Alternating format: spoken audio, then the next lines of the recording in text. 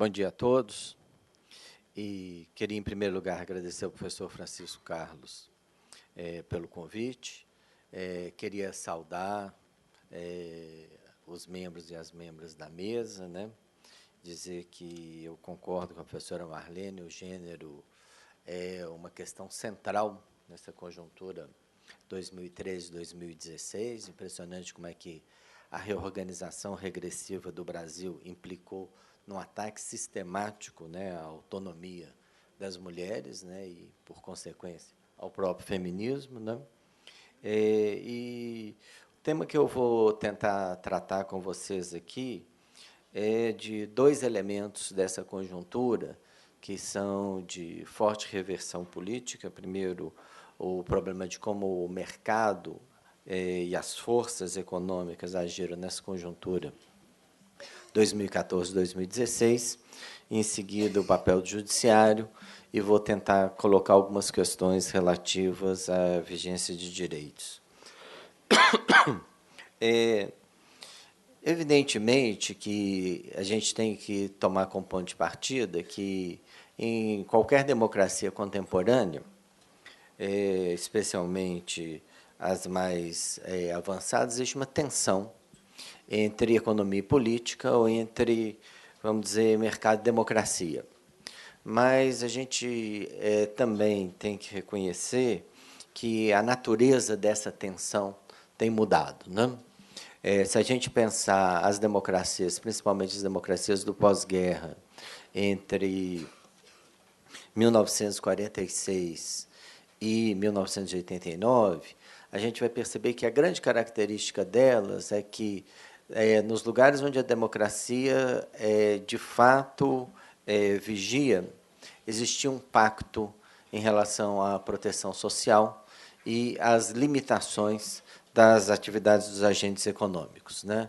Então, quanto mais democracia, mais igualdade, né? Essa na verdade, a equação das democracias do pós-guerra, e quanto mais igualdade, mais direitos, né? Nós vivemos, a partir de 1989, aqui eu estou colocando 1989 como o fim do socialismo real, né? E, portanto, uma ideia de que, por um lado, a gente tem uma extensão da democracia, mas, ao mesmo tempo, a gente não tem uma alternativa ao capitalismo, né? Se 1989 marcou esses dois elementos, a gente vê um processo que é, ao mesmo tempo, interessante e preocupante. E esse processo de um lado, as democracias se expandiram muito mais, né? Então, a gente falava em pouco mais do que 20 democracias no mundo, né, pelo menos estáveis, nesse período que eu acabei de mencionar, né, 1946, 1989, e nós tivemos essa enorme expansão. Mas, nessa enorme expansão que a gente teve da democracia, é muito importante a gente perceber que a capacidade distributiva igualitária das democracias, ou das jovens democracias, ela, na verdade, diminuiu, né? Ou seja, ao mesmo tempo que as democracias se ampliaram, a capacidade delas de mudar as condições de vida da população nos países que se tornaram democráticos, ela diminuiu. Mas aí nós temos uma questão que talvez seja interessante, com ela eu vou tentar me aproximar ao tema da mesa, que é de que o Brasil foi uma grande exceção nesse período, né? Não, tanto porque a nossa Constituição é de 1988, né? Então, era uma Constituição que marca, na verdade, um período intermediário, né? A nossa democratização é de 85, a nossa Constituição é de 88, e ela marca, na verdade, um período intermediário em relação a essa questão. Ou seja, né? No mesmo momento em que o Brasil se redemocratizou e de que foi criado, vamos dizer, um suposto consenso econômico, né, nem tão grande assim, nem tão consensual assim, mas, de alguma maneira, é esse que é o discurso, é importante dizer que a Constituição de 1988 ela discordou desse consenso, né, ou ela divergiu desse consenso em pontos muito importantes para a gente entender o que foi o Brasil de 1988 até, pelo menos, 2014. Né? Então, nós tivemos uma Constituição que, ao mesmo tempo, ela implicou em forte expansão de direitos, né? Então, se a gente pensar, né, saúde, por exemplo, no Brasil, saúde era, na verdade, ligada a um sistema de segmentação dos direitos sindicais e institutos, e, na verdade, a população que não pertencia ao mercado formal de trabalho não tinha acesso, né, ao sistema de saúde, né? Talvez os mais jovens não se lembram disso. Até hoje me lembro que eu peguei um táxi em 1988, 1 ou 2 dias depois da promulgação da Constituição, e o motorista do táxi falou para mim assim, recusar o tratamento de uma pessoa que entrou no hospital público, e ele chamou a polícia. É a Constituição de 1988 que entrou em vigor. Realmente, ela entrou em vigor assim, porque, na verdade, né, aqueles que não pertenciam ao mercado formal de trabalho eram tratados como indigentes, né? Só tinham acesso como indigentes ao sistema de saúde. A assistência social no Brasil não era direito, ela se torna direito com a Constituição de 1988, né? E, em seguida, né, a LOAS introduz o chamado BPC, né, o benefício de prestação continuada, que, diga de passagem, está em discussão na reforma da Previdência, tal como ela foi proposta pelo governo hoje, que, na verdade, é o primeiro benefício universal de proteção social do Brasil, desde que o país se constituiu, né? Então, todos esses pontos, eu acho que eles são importantes, eu não vou me alongar muito, porque eu não tenho muito tempo, mas o que eu queria colocar aqui é que, na verdade, nós tivemos um desenvolvimento da democracia no Brasil entre 1988 e 2014, que foi num sentido no qual o mercado teve que se adaptar à normatividade institucional que a Constituição criou, né? E esse é o meu primeiro ponto, né? 2016, o impeachment e essas reformas significam a ruptura com o consenso em relação à ampliação de direitos que foi constituído em 1988. O segundo ponto dessa conjuntura também está ligado à Constituição de 1988, mas ele está ligado de uma forma muito diferente, e é importante entender um pouco melhor de que maneira ele está ligado, para a gente entender um pouco melhor essa conjuntura, né? E tem a ver com a chamada ascensão do Poder Judiciário, a ascensão das corporações legais, né? Então, o Poder Judiciário no Brasil tinha pouquíssimas prerrogativas, né, da independência, da proclamação da República até 1988, né? O Supremo Tribunal Federal é constituído no começo desse período, mas sem prerrogativa nenhuma, né? Alguém aqui falou da reforma, da revolta do contestado, né? E é interessante que, durante esse período, né, quando houve a ocupação de Florianópolis, né, pelas forças federativas, né, naquele momento, né, conversaram, o Rui Barbosa entrou com um pedido de habeas corpus para os revoltosos do contestado, né, foram conversar com o Floriano Peixoto sobre esse assunto, e o Floriano Peixoto respondeu assim, não, é interessante que o STF esteja pensando em dar o habeas corpus para os revoltados, Santa Catarina, o problema é depois quem que vai dar o habeas corpus para os ministros do STF, né? Então, essa é uma frase do Floriano Peixoto que mostra o pouco nível de prerrogativas e independência jurídica que existia no Brasil nesse momento. E a gente sabe que isso mudou, mas é importante entender o que é um novo papel do Poder Judicial para entender melhor essa conjuntura. Evidentemente que a Constituição de 1988 criou um novo sistema de equilíbrio de poderes, né? Ou, na verdade, o que ela fez foi que ela deu mais prerrogativas ao Poder Judiciário, especialmente ao STF, né? Transformou ele claramente numa corte de revisão constitucional, né? Adotando o modelo norte-americano, que existia, de fato, no Brasil, mas, na verdade, não era praticado, né? Até tem um evento interessante que aconteceu durante a promulgação da Constituição de 1934, né, onde se discutiu, isso vale a pena discutir aqui, porque se discutiu a autonomia sindical, né, uma longa batalha na história do Brasil, né, e o o Vargas perdeu a posição dele durante a promulgação da Constituição de 1934, né, no sentido de que ele queria que os sindicatos fossem dependentes do Ministério do Trabalho, e ele não conseguiu aprovar essa proposta.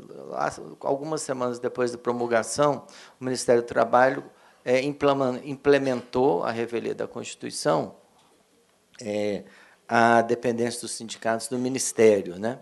E um sindicato de Belém do Pará entrou com uma ação de inconstitucionalidade no STF, né? Em 1934 ainda foi julgada.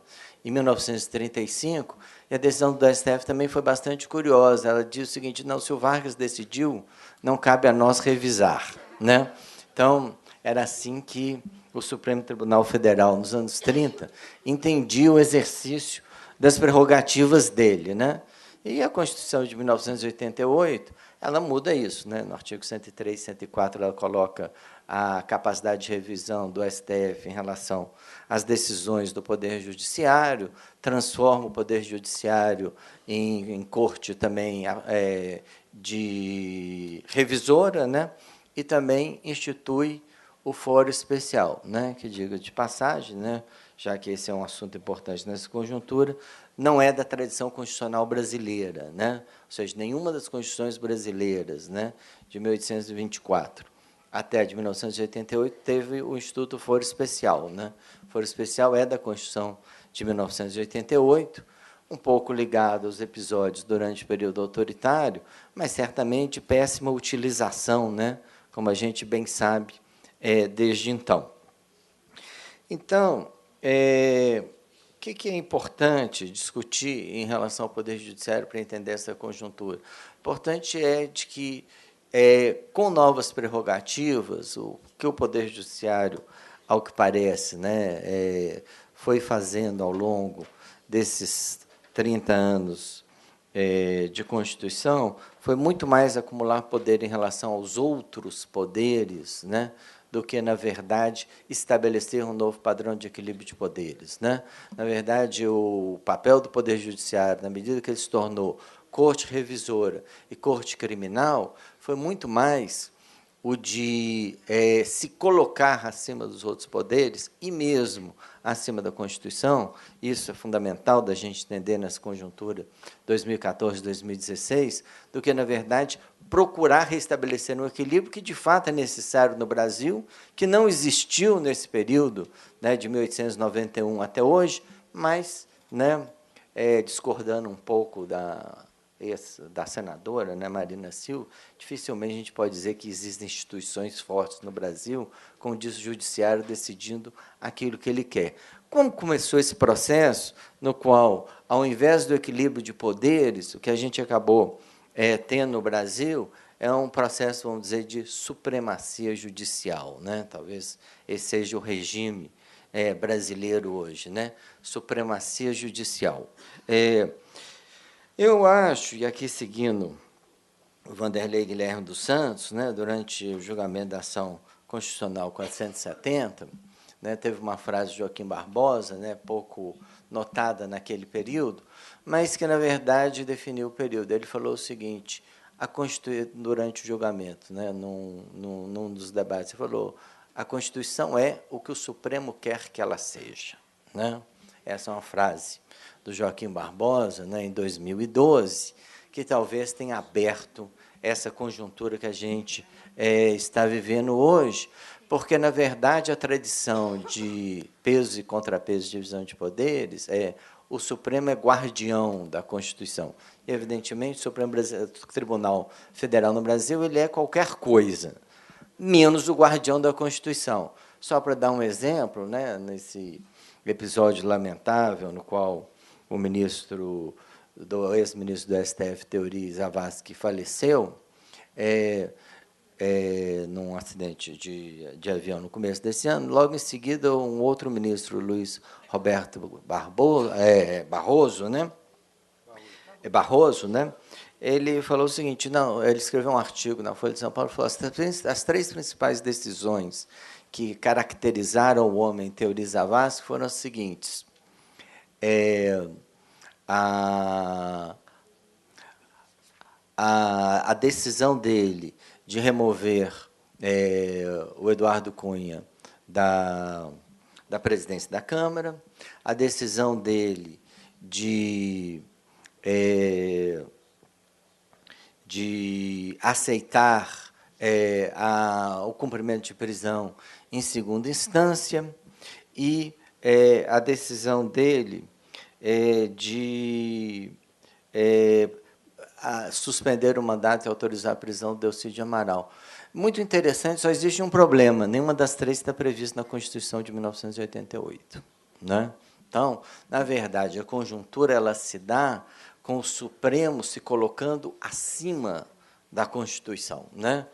E, quando o Supremo se coloca acima da Constituição, especialmente pelo fato de que ele é, ao mesmo tempo, Corte Revisora e Corte Criminal, significa que a chave dessa conjuntura é a chave inocente-culpado. Né? A chave da conjuntura não é mais o projeto político, e aqui tentando ligar um pouco com o tema dessa mesa, né? Brasil Soberano, né?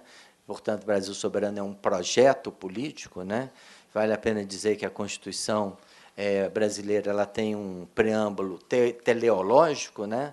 Ela começa dizendo a República Federativa do Brasil é regida pelos seguintes objetivos. Né? Então, esses objetivos estão em suspenso, e o que interessa nessa conjuntura é a chave inocente-culpado, que, evidentemente, não pode nunca ser uma chave política. Né? Ela é uma chave criminal, né? E é ela que explica a Operação Lava Jato aqui em Curitiba. Né? A Operação Lava Jato, na verdade, ela existe para, na verdade, circunscrever o sistema político na chave inocente-culpado. Né? É esse que é o papel fundamental dela. Né? O papel fundamental dela é redefinir o sistema político brasileiro, depois de 4 vitórias do Partido dos Trabalhadores em eleições presidenciais, né? Vitórias essas que foram fundamentalmente ligadas a uma ideia de projeto de país e, portanto, a discussões políticas sobre esse projeto de país. Na verdade, a Operação Lava Jato ela realiza esse efeito. Né? Nós não vamos mais discutir o país, nós vamos discutir quem é inocente e quem é culpado, julgando o sistema político de acordo com esse objetivo. E é por isso que é tão importante isso que foi colocado em relação ao ex-presidente Lula. Né? Ou seja, o Brasil, na verdade, desde março de 2014, tem 2 códigos penais. Né? Ele tem o Código Penal que vige no país e tem o Código Penal que vige na 13ª Vara da Justiça Federal de Curitiba. Né? E não é o mesmo.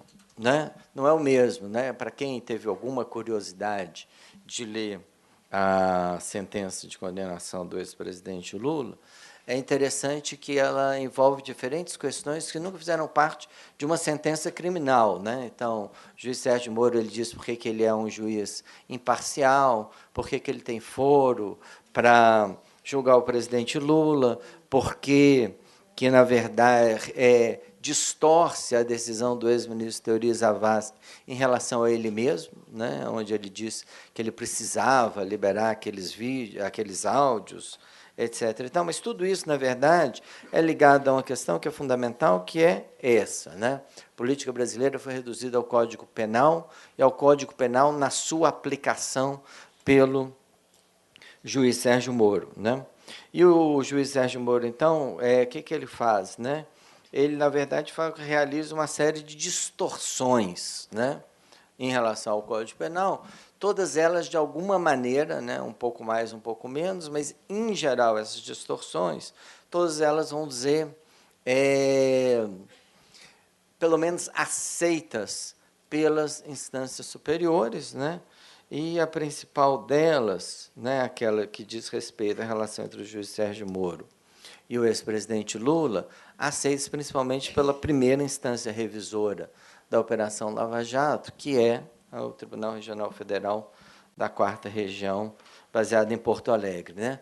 No pedido dos advogados do ex-presidente Lula para a remoção do juiz Sérgio Moro do processo, e sua punição por aquilo que, na verdade, já tinha sido reconhecido pelo STF como ilegal, é interessante que, naquela decisão, os juízes do Tribunal Regional Federal, né, 13 juízes, falaram o seguinte: não, nós não podemos removê-lo, porque o Brasil encontra-se num momento de excepcionalidade, né? Isso que foi está no texto daquela decisão. E vale a pena que a gente pensar que excepcionalidade é um termo utilizado por um jurista alemão chamado Carl Schmitt, na defesa que ele fez do estado de emergência durante a sua decretação pelo nacionalsocialismo em 1933, né? Então, que nós chegamos a um ponto que nos permite entender a conjuntura, né? Por um lado, você tem um poder que se coloca acima de todos os outros. Por outro lado, esse poder não se pauta na Constituição. E, em terceiro lugar, a vara revisora, ou a instância revisora de um juiz de primeira instância, né, que não acredita no Código Penal nem no Estado de Direito, né, a instância revisora dele fala em excepcionalidade, né, que é um termo do direito do nacionalsocialismo, né? Então, evidentemente, tudo isso, na verdade, tem um objetivo que é fundamental, que é o quê? A despolitização da conjuntura, né? O elemento central, seja do mercado, seja do Estado, na conjuntura 2014-2016, é despolitizá-la, né? Então, o mercado diz, não me interessa se é o Temer ou o Rodrigo Maia, eu preciso de algumas reformas, né? O que é isso? Despolitização, né? Quando a gente opera no campo culpado e inocente, que é despolitização, né?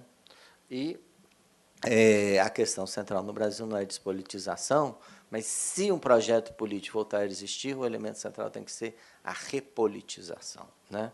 Na verdade, o centro da conjuntura brasileira tem que ser repolitizar a relação entre Estado e mercado, entender que o texto da Constituição de 1988 estabelece, sim, limites ao exercício do mercado, limites que são aqueles que existem em todas as democracias consolidadas, né? E de que criminalizar a política não vai impedir a política de existir. Portanto, o importante é que seja possível repolitizar a política, sair da chave culpado e inocente, para retomar um projeto de país que, nesse momento, ele está interditado pelo mercado e pelo sistema judicial. Obrigado.